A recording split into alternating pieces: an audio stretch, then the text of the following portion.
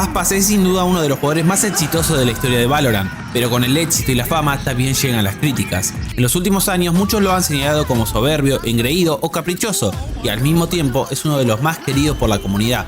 En este video voy a documentar su carrera, sus logros y también sus derrotas. Vamos a analizar qué lo llevó a lo más alto para que ustedes mismos puedan llegar a una conclusión. ¿Es Aspas el mejor jugador del mundo o solo otro talento que el ego y la fama terminaron por arruinar? Eric Aspas Santos, de origen brasileño, nació el 15 de junio del 2003. Desde que tiene memoria, su vida estuvo ligada a los videojuegos. Sin embargo, no es casualidad. Desde muy pequeño, su padre, quien era dueño de una pequeña tienda de computación, fue quien le abrió las puertas a este mundo, vendiendo periféricos, reparando computadoras y compartiendo largas sesiones de juego con su hijo. Un mismo teclado, un mismo mouse y un sueño compartido. Desde muy joven comenzó a desarrollar una mentalidad competitiva. A los 3 años ya jugaba Counter-Strike 1.6 junto a su padre, un hobby que más adelante compartiría también con su hermano, donde los tres solían turnarse para jugar, un ritual familiar que sin saberlo estaban sembrando algo más grande, la mentalidad de competencia, el deseo de superarse y una conexión emocional con el juego que iba mucho más allá del entretenimiento. Y así, casi sin notarlo, comenzó al despertar de un tornado imparable. El entorno donde se crió no solamente favoreció su habilidad competitiva y su forma de sentirse seguro, sino que también el hecho de jugar con su papá y con su hermano también formó un ambiente de seguridad emocional y también le dio la confianza que necesitaba para afrontar el ambiente competitivo,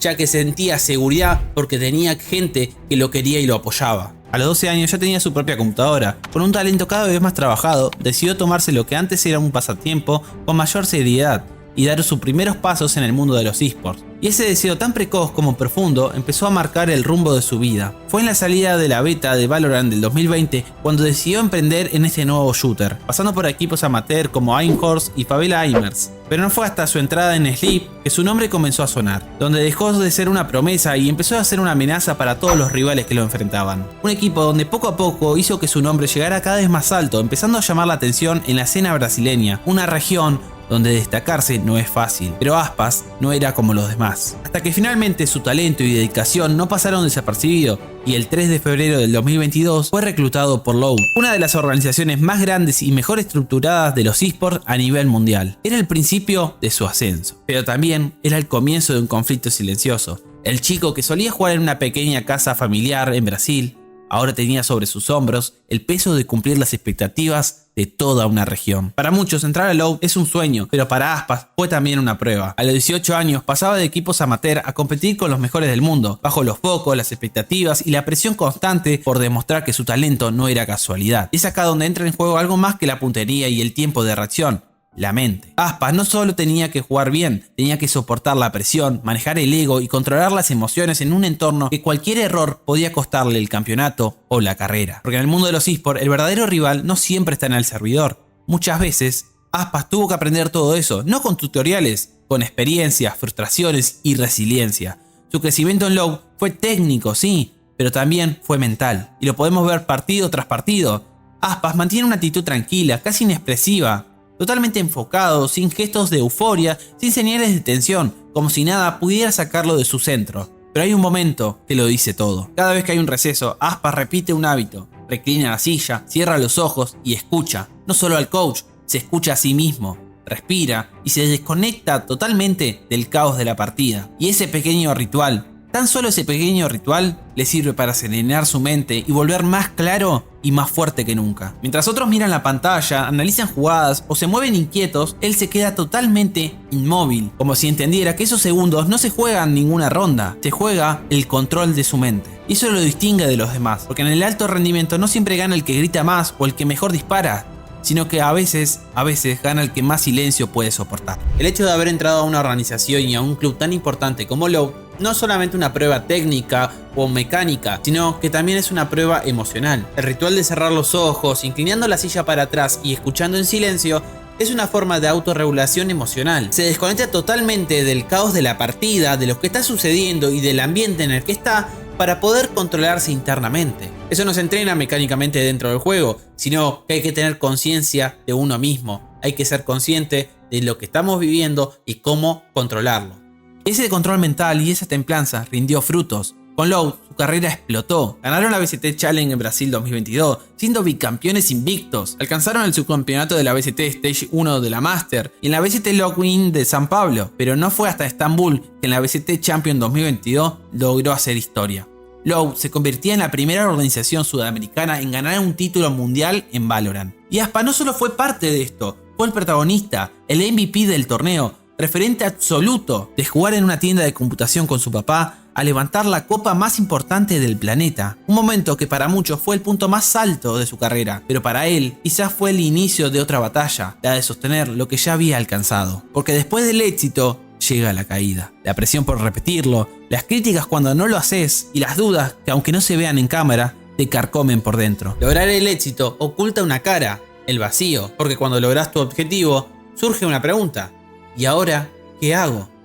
Si ya cumplí mi sueño. Y acá es donde realmente muchos se caen, donde empieza la caída de todos estos. No por la falta de habilidad, sino porque no saben convivir con la sensación de haber logrado lo que tanto soñaban. El 2022 terminó con Lowe y Aspas en la cima del mundo, campeones, ídolos y referentes totales. Pero lo difícil no es llegar, lo difícil es mantenerse. Y eso totalmente lo sintieron en el 2023. Después del campeonato, el equipo ya no parecía el mismo.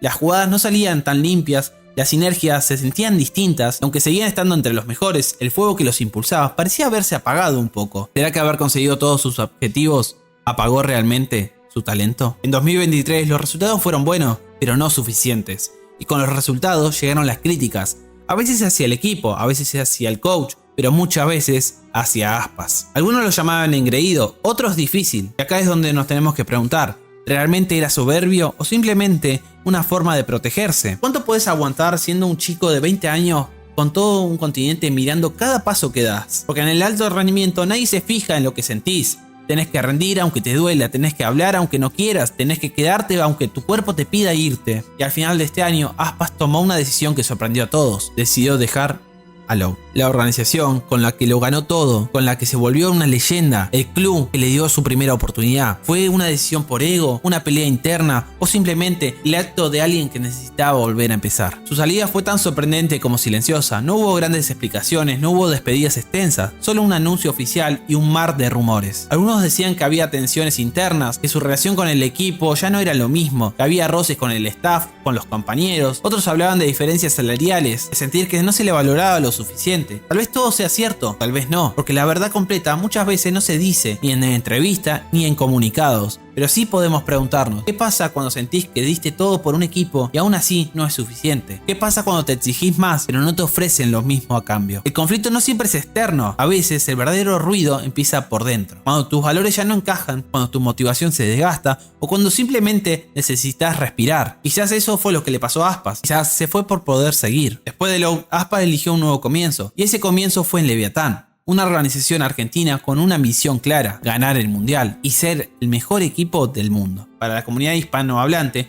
su llegada fue histórica, se hablaba de esto en todas las redes, en todos lados, no solo por su nivel alto y talentoso que traía, sino por lo que representaba. Aspas no venía a adaptarse a un equipo, el equipo tenía que estar a la altura de Aspas, pero con ese cartel de estrella también llegó algo más pesado: el rol de salvador, el que debía arreglarlo todo, el que tenía que rendir sí o sí, el que ya no tenía margen de error. Y acá vuelve la pregunta que todos evitamos hacer: ¿qué se siente ser el mejor cuando todos esperan que lo seas todo el tiempo? Porque no es lo mismo jugar con hambre que jugar con miedo a decepcionar, no es lo mismo disfrutar que sobrevivir a la presión. Aspas tuvo que cambiar de país, de idioma y de entorno, y no cualquiera puede mantener el rendimiento en medio de una tormenta interna. Es fácil mirar desde afuera y juzgar: ya no juega como antes, se nota que no lo disfruta, está desconectado. Pero ¿cuántas veces vos estuviste en un lugar nuevo, sintiéndote afuera del lugar, intentando dar lo mejor de vos y aún así no alcanzaba? La diferencia es que cuando a Aspas le pasa, lo ve todo el mundo. Pero contra todo pronóstico, Aspas rindió, cambió de equipo, de país, de idioma, se enfrentó a la presión, a los rumores, al hate, a las dudas y aún así fue MVP. Terminó tercero en el mundial y volvió a ser considerado una vez más el mejor jugador del mundo. ¿Te das cuenta de lo que significa esto? No es solo talento, es foco, es resistencia emocional, es aguantar cuando todo parece moverse menos vos, es soportar el peso de la mirada ajena y aún así mirar hacia adentro. Porque el verdadero campeón no es el que siempre gana, Es el que no se pierde a sí mismo cuando el mundo entero lo está observando. Y Aspas, con tan solo 21 años, demostró algo que pocos pueden demostrar en toda su vida. Que podés cambiar de camiseta pero no de carácter. Que podés caer pero si la cabeza está fuerte el nivel vuelve. Y que podés tenerlo todo en contra y aún así hacer historia. Pero incluso después de rendir, Aspas se fue. No hubo comunicados extensos ni despedidas largas. Solo un anuncio y muchas preguntas. Sin embargo, los rumores no tardaron en aparecer. Había tensiones internas, que no se le hacía caso a las decisiones, que no encajaban con el coach, que había roces con el CEO y que su carácter era totalmente difícil. Que si algo no estaba como él quería, se quería ir. Y esto provocó que se lo volviera a etiquetar de soberbio, caprichoso, inmanejable. Pero, ¿es tan simple? ¿Cómo saber si una decisión así fue impulsiva o simplemente necesaria? ¿Cómo separar la ambición del ego? ¿Cuánto pesa realmente el sentirse escuchado, validado y parte de algo? Porque a veces el conflicto no nace de querer mandar, sino de no querer ser ignorado. En el alto rendimiento, donde cada detalle cuenta, donde las emociones están siempre al límite, donde todos tienen opinión, pero no todos tienen voz, sentirse solo, incluso rodeado de gente, puede ser lo más desgastante. Finalmente llegó el 2025 y tras varios movimientos, Mr. Brasil anunció la llegada de Aspas. El equipo atravesaba una reconstrucción profunda, 4 jugadores fuera, un club en búsqueda de renovarse y un país expectante. Volver a un club brasileño no era solo una decisión profesional, era un regreso emocional. Volvía a casa, sí, pero también volvía con cicatrices, aprendizajes y una madurez que solo se gana perdiendo. Mr. Brasil apostó a su talento, pero Aspas apostó a algo más grande, volver a construir desde cero. Ya no como promesa, sino como líder. Y en ese camino dejó algo claro, que no alcanza con tener solo AIM, ni con ser el MVP. Hay que adaptarse y hay que reinventarse, como él mismo dijo una vez.